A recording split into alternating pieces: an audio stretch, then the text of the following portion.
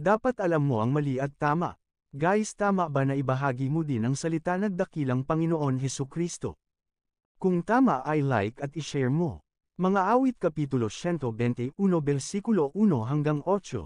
Dun sa mga burol, ako'y napatingin sa saklala sa akin, saan manggagaling? Ang hangad kong tulong, kay Yahweh magmumula, sa Diyos na lumikha ng langit at ng lupa.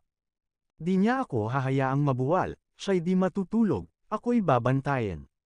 Ang tagapagtanggol ng bayang Israel, hindi natutulog at palaging gising. Si Yahweh ang ating tagapag-ingat, laging nasa piling, upang magsanggalang. Di ka maaano sa init ng araw, kung gabi ay di ka sasaktan ng buwan. Si Yahweh ang siyang sa iyo'y mag-iingat, sa mga panganib, ika'y ililigtas. Si Yahweh ang siyang sa iyo'y mag-iingat saan man naroon, ika'y iingatan, di ka maaano kahit na kailan.